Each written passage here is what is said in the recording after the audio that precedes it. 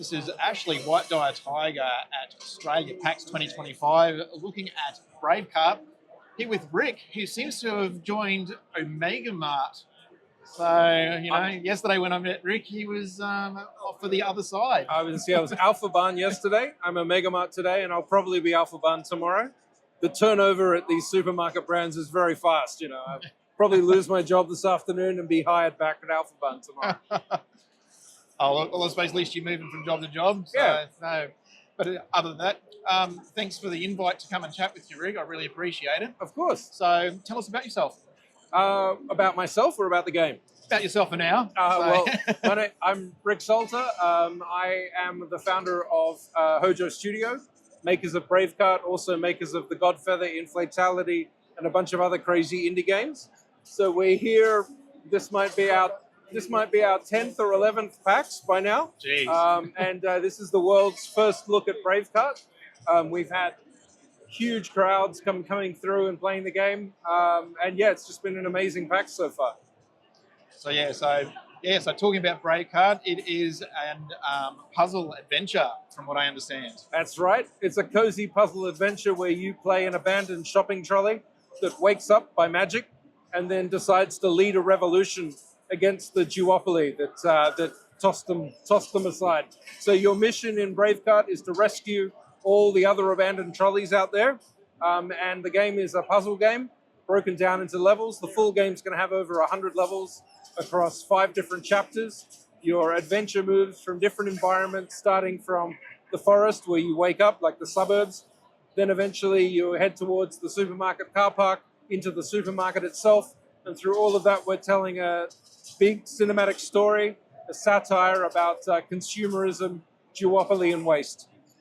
And that was one of the things I wanted to touch on when I received the email. It actually said that you're doing something to do with corporate waste, fighting against it. That's right. I mean, our games are always satirical, they're always funny, but we realized with this game that it wasn't really going to be enough. It wasn't just enough to tell a good story. We wanted to actually make some meaningful change.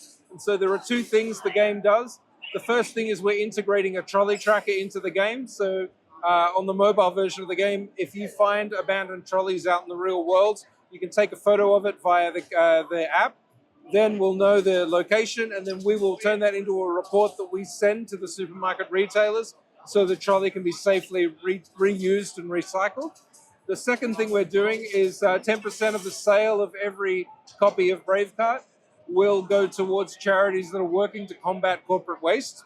Those are the 2 initiatives that we want to put forward with the game, so that it becomes more about just telling a good story and having fun in a kind of puzzle environment.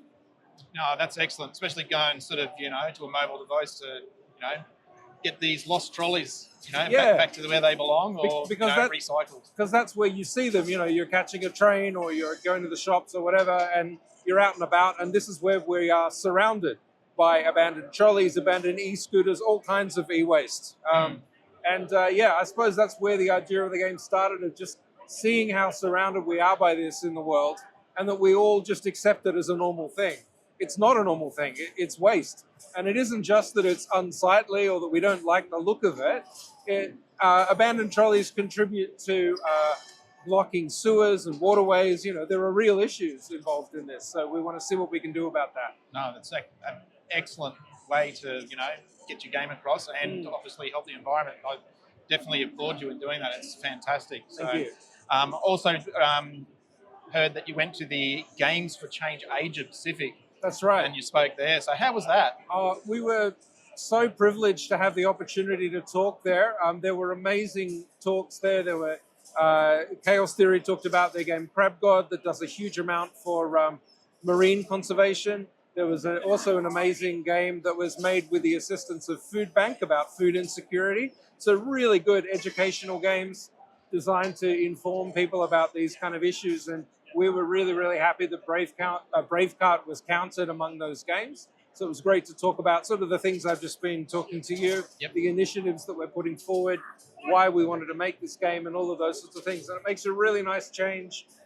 We've done a lot of expos before, we've done a lot of conventions, but this was really exciting for us to actually talk about it through the lens of it being a game for change. Yeah. Oh, look, honestly, the MKU audience, I should say, should check out Brave Car. Where can they do that? So, Well, if they go to bravekartgame.com, they can learn all about the game. You can wish list it on Steam. Just look for Bravecart on Steam. The game will eventually be released on Steam, Switch, and mobile.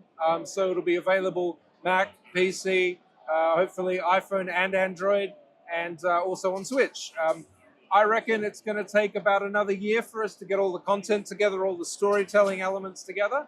So, late 2026, if not that, first quarter 2027, that's when we'll probably be ready to sort of share it with the world. There is the possibility of a demo that might come out soon on Steam with just the first few levels of the game, just to give people a taste of things. But that's sort of why we brought it to PAX. We want to see how people interact with the game, how they play it, and that will inform our decision as far as the demo and what sort of levels to put in it and all that sort of thing. Excellent. So there we go, MKU audience. Jump on to Steam, have a look at it, see what you think, and keep an eye out for a potential demo in the future. I mean, honestly, a game that also takes into account of sort of, helping the environment. I'm definitely saying get in there, have a look at it at least, bare minimum. So, thank you very much, Rick, for taking the time out to have a chat to us today about this. And Thank you. I suppose, if anything, when you do swaps to the other Alpha Barn, are you going to pine for not being at Omega Mart? I mean, I don't know. I mean, there may not be that much difference between the two, other than the color, to be honest. Yeah. And for those that are listening, the colours are red and a green. Yes. So yes, very satirical in nature.